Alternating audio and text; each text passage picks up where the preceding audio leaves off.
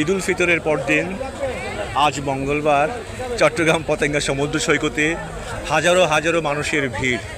এই ভিড়ে কেউ পতেঙ্গা সৈকতের সমুদ্রে স্পিড বোটে বিচরণ করছে, কেউ বা এখানকার সন্নিকটবর্তী রেস্টুরেন্টগুলোতে বিভিন্ন ধরনের খাবার উপভোগ করছে।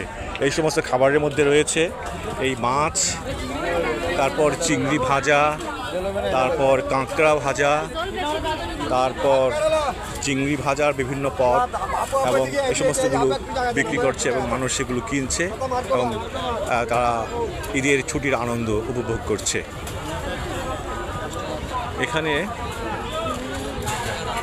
এখানে মানুষ অত্যন্ত উৎসব মুখর পরিবেশে ঈদের পর দিন পতেঙ্গা সমুদ্র সৈকতে তারা ঈদের ছুটি উপভোগ করছে এবং অংশগ্রহণ করছে।